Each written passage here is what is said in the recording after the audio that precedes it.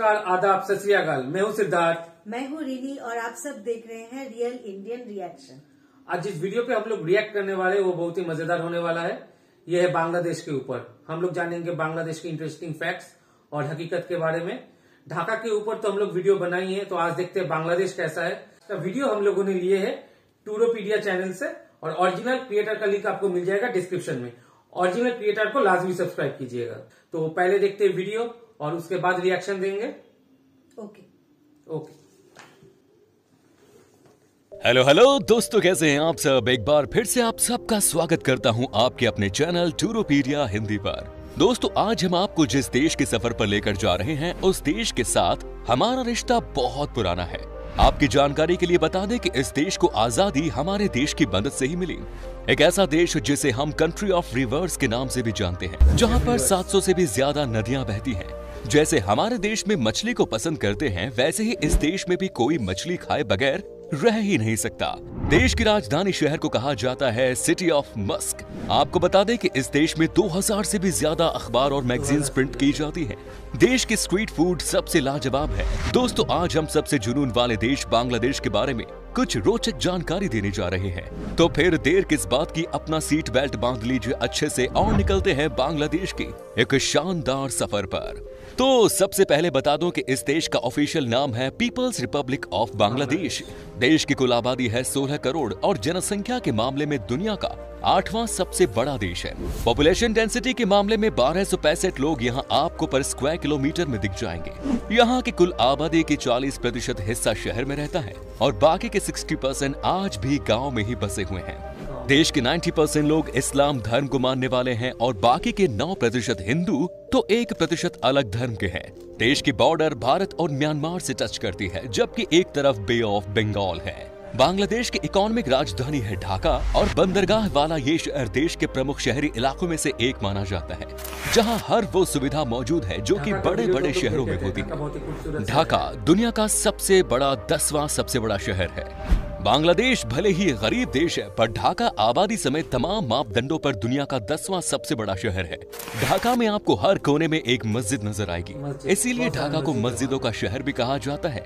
यहाँ के कई मस्जिद तो इतने खूबसूरत है कि मानो इसे देखकर आपका मन खुश हो जाएगा।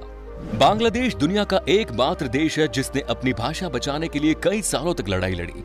पहले बांग्लादेश को ईस्ट पाकिस्तान के नाम से जाना जाता था, लेकिन यहाँ के लोग बांग्ला बोलते थे और पाकिस्तान की नेशनल लैंग्वेज थी उर्दू। ईस्ट पाकिस्तान में भी इसे जबरदस्ती थोप दिया गया, जो कि यहाँ के लोग मानने को तैयार नहीं थे। इसी चक्कर में कई सालों तक लड़ाई चलती और अंत में 1971 में भारत की मदद से बांग्लादेश को आजाद करा दिया गया। हालांकि ये बात अलग है कि इस देश के लोगों को लगता है कि भारत की मदद को भूल चूक है, क्योंकि आजकल इस देश का नजदीकी रिश्ता चीन से ज्यादा हो गया है। बांग्लादेश के इनकम सोर्स की बात करें तो ये है खेती। चावल का बांग्लादेश में बड़ा कारोबार है और ये देश चावल का बहुत बड़ा एक्सपोर्टर है। देश की लगभग 67% भाग जमीन यहाँ की एग्रीकल्चर के लिए इस्तेमाल किया जाता है। इसके अलावा दुनिया में जितने भी बड़ी गारमेंट्स कंपनीज हैं, उनका प्रोडक्शन बांग्लादेश में ही होता है। दुनिया की टोटल गारमेंट इंडस्ट्री का 60% प्रोडक्शन इस देश में ही होता है। साथ ही पूरी दुनिया में इस्तेमाल होने वाली टोटल चाय का 3% हिस्सा बांग्लादेश उत्पादन करता है। यहाँ तकरीबन 50 लाख लोग चाय के प्रोडक्शन प्रोसेस से जुड़े हुए हैं और अपना घर परिवार चला रहे हैं। बांग्लादेश में लड़कियों की लाइफ काफी मुश्किल होती है। नाइजीरिया के बाद बाल विवाह के मामले में बांग्लादेश दूसरे नंबर पर आता है। यहाँ के कानून के मुताबिक 18 साल से पहले शादी करना लीगल है, लेकिन यूनिसेफ द्वारा करवाए गए सर्वेक्षण में ये बात सामने आई कि करीब 74% बांग्लादेशी महिलाओं की शादी 18 साल से पहले ही कर दी जाती है। इतना ही नहीं, ऐसे कई मामले भी सामने आते हैं जिनमें पैसों के लिए बच्चियों की शादी बुजुर्गों से करवा दी जाती है। एक समय ऐसा भी था जब यहाँ की महिलाओं का सुंदर होना खतरों से कम नहीं था। यहाँ पर आज से कई साल पहले बहुत गरीबी थी और ऐसे में यहाँ के पैसे वाले और रसूखदार लोग महिलाओं को अपने साथ ही रखते थे। एक मर्द कई शादियां करता था सिर्फ और सिर्फ मौज करने के लिए। ऐसी थी इस देश की औरतों की हालत। बांग्लादेश के लोगों के बीच में क्रिकेट का अलग ही जुनून है। क्रिकेट इस देश में हर इंसान के दिल में बसता है। बांग्लादेश की क्रिकेट टीम ने अपने शानदार प्रदर्शन से बहुत कम समय में ही इंटरनेशनल लेवल पर अपनी छाप छोड़ी है। आज तो ये टीम बड़े बड़े देशों को उनके घर में जाकर हराती है। हमारे यहाँ IPL में भी बांग्लादेश के खिलाड़ियों का बोलबाला रहता है। जैसे हमारे लिए सुबह की चाय से दिन की शुरुआत होती है, वैसे ही यहाँ बांग्लादेश में लोगों को अखबार पढ़ने से होती है। अखबार पढ़ना बहुत पसंद है यहाँ के लोगों को, तभी तो कहा जाता है कि 2000 से भी ज्यादा अखबार और मैगजीन्स छपी जाती है यहाँ पर। आपने जरूर बांग्लादेश के झंडे को देखा होगा। झंडे में आपको 2 कलर नजर आ रहे होंगे, लाल और हरा। हरे रंग का मतलब है खुशहाली और लाल रंग का मतलब है बलिदान, जो बलिदान इस देश की आजादी के लिए यहाँ के लोगों ने दी थी। भारत और बांग्लादेश का सुंदरबन दुनिया का सबसे बड़ा सदाबहार वन है। सुंदरबन का 40% हिस्सा भारत में है तो 60% हिस्सा बांग्लादेश में। सुंदरबन को यूनेस्को वर्ल्ड हेरिटेज साइट्स में शामिल किया गया है, जो सुंदरी के पेड़ों के नाम पर रखा गया है। सुंदरबन बंगाल की शान रॉयल बंगाल टाइगर का घर है। बांग्लादेश की एक बात जो आपको चौंका सकती है वो ये कि यहाँ के लोग मुस्कुराने को गलत मानते हैं। यहाँ आपको देखकर हंसने वाला कोई नहीं मिलेगा। इस देश में जो लोग भी स्माइल पास करते हैं वो ना समझ होते हैं। यहाँ के लोगों की माने तो मुस्कुराना इमेच्योरिटी की निशानी है। बांग्लादेश को कंट्री ऑफ रिवर्स भी कहते हैं क्योंकि इस छोटे से देश में 700 से ज्यादा नदियां बहती हैं। एशिया की 3 सबसे बड़ी नदियां गंगा, मेघना और ब्रह्मपुत्र, ये तीनों ही बांग्लादेश से बहती हैं। हालांकि इन नदियों के फायदे भी हैं तो नुकसान भी बड़ा है। इन नदियों के कारण बांग्लादेश में हर साल भयानक बाढ़ आती है जो यहाँ की अर्थव्यवस्था को हिला कर रख देती है। दोस्तों, बाढ़ से एक बात जो याद आई वो ये कि बांग्लादेश में आपको बाढ़ के समय एक अनोखी चीज दिखती है और ये है बोट स्कूल। जैसा कि आपसे पहले भी कहा गया था कि बाढ़ की वजह से यहाँ का सब कुछ तबाह हो जाता है, लेकिन बच्चों का पढ़ाई में कोई नुकसान न हो, इसीलिए देश में बोट स्कूल का कॉन्सेप्ट शुरू किया गया है और ये बहुत ही बड़ी सफलता भी है। ज्यादातर देशों में हम कहते हैं कि 4 सीजन्स होते हैं, लेकिन आपको बता दूं कि बांग्लादेश में 6 सीजन्स होते हैं। समर, ऑटमन, विंटर और स्प्रिंग के अलावा ये 2 और हैं, रेनी और कूल सीजन। एक बात जो आपको बांग्लादेश की बिल्कुल भी अच्छी नहीं लगेगी वो ये कि यहाँ पर गंदगी बहुत ज्यादा देखने को मिलेगी। यहाँ पर आपको शायद सबसे ज्यादा इसी चीज से परेशानी हो सकती है। कई साल हो गए हैं लेकिन चीजें ये अब तक नहीं बदली। गंदगी के बाद एक और समस्या जो इस देश को परेशान कर रही है वो ये कि यहाँ पर ट्रैफिक बहुत दिक्कत है। बांग्लादेश में आपको हर जगह भयानक ट्रैफिक देखने को मिलेगा। साइकिल और रिक्शा की वजह से यहाँ पर खतरनाक जैम दिखता है। आप जहाँ भी जाएंगे आपको चारों तरफ ट्रैफिक ही ट्रैफिक नजर आएगा। तभी कहा जाता है कि अगर आपको ढाका से फ्लाइट लेनी है तो कम से कम 4 घंटे पहले निकलना होगा।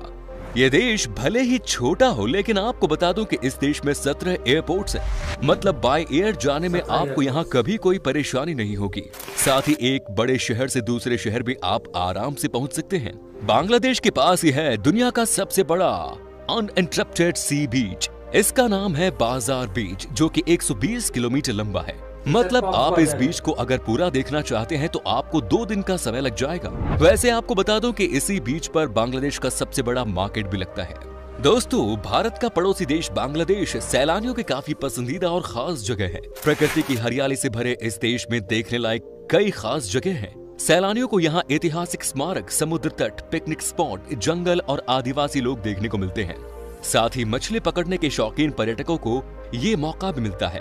दोस्तों, अब हम आपको बताते हैं बांग्लादेश में वो कौन कौन सी जगह हैं जहां पर कि आप छुट्टी मनाने के लिए जा सकते हैं। Number 1 is Dhaka. दोस्तों, बांग्लादेश की राजधानी ढाका पर्यटकों को अपनी ओर आकर्षित करती है। ये बूढ़ी गंगा नदी के तट पर स्थित देश का सबसे बड़ा शहर है। इस जगह पर river craft, country boats, paddle streamers और फिशरमैन्स बोट्स की गतिविधियों से भीड़ भाड़ रहती है। यहाँ पुराने और नए वास्तुशिल्प का मिला जुला रूप देखने को मिलता है। आपको बता दें कि ये शहर एक आधुनिक शहर के रूप में तेजी से डेवलप हो रहा है।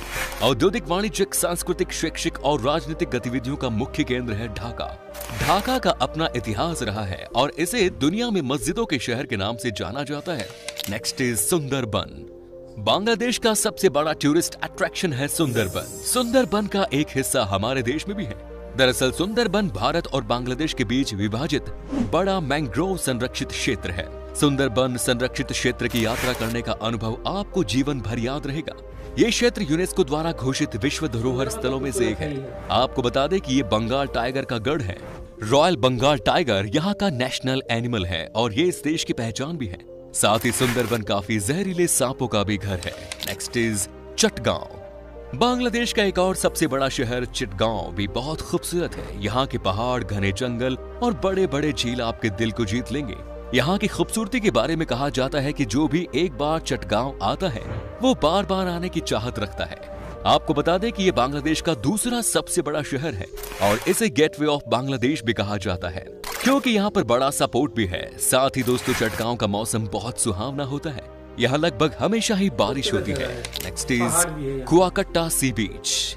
बांग्लादेश का सबसे खूबसूरत समुद्री तटों में से एक है ये जगह। यहाँ के बारे में कहा जाता है कि अगर आपको सनराइज या सनसेट देखनी है तो इस जगह को कभी मिस न करें। साथ ही अगर आपको सी फूड से प्यार है तो इस बीच पर आपको एक से बढ़कर एक तरह के सी फूड खाने को मिल जाएगा। अच्छी बात है कि इस बीच पर आपको गंदगी नामक चीज कहीं नहीं मिलेगी। चलिए अब आपको बताते हैं कि क्या है यहाँ का वीजा प्रोसेस और बांग्लादेश में घूमने के लिए आपको कितने पैसे खर्च करने पड़ेंगे। आपको बता दें कि आपके पास अगर सारे डॉक्यूमेंट्स मौजूद है तो आपको वीजा सिर्फ 7 दिन के अंदर ही मिल जाएगा। चूँकि बांग्लादेश बहुत सस्ता है, इसीलिए यहाँ घूमने के लिए 6-7 दिन में लगभग 55,000 रुपए खर्च करने होंगे। दोस्तों, बांग्लादेश की करेंसी है बांग्लादेशी टका, जिसकी वैल्यू है सिर्फ 0.87 भारतीय रुपए के बराबर। तो ये था बांग्लादेश। कैसा लगा हमें बताइए कमेंट्स में। क्या कभी आपने विजिट की है इस देश की, और अगर की है तो आपका एक्सपीरियंस कैसा रहा हमारे साथ शेयर जरूर करें। उम्मीद है आपको हमारा ये एपिसोड पसंद आया हो। तो दोस्तों, आज का वीडियो तो बहुत अच्छा था। हाँ, बहुत तो अच्छा था और इंटरेस्टिंग भी था।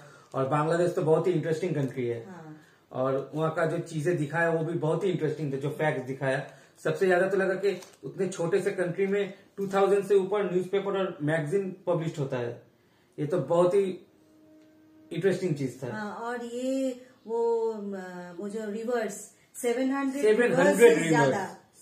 से ज्यादा रिवर्स वहाँ है, और इसीलिए तो वहाँ ज्यादा फ्लड भी आता है वहाँ पे। लेकिन फ्लड आने के बावजूद वहाँ देखिए नाव में स्कूल चलाते हुए वो लोग। हाँ, वो तो बहुत ही ज्यादा वो एजुकेशन को एजुकेशन को बहुत ज्यादा प्रेफरेंस देते हैं। और वहाँ का स्ट्रीट फूड स्ट्रीट फूड भी बहुत अच्छा है वहाँ का। और वो बीच का नाम क्या था? वो बाजार बीच। वो भी बहुत खूबसूरत था। वो शायद कॉक्स बाजार में है, शायद, मुझे पता नहीं। अगर आप लोगों को पता है तो डिस्क्रिप्शन में जरूर बताइएगा। मुझे जितना इन्फॉर्मेशन है कि उस जगह का नाम कॉक्स बाजार है।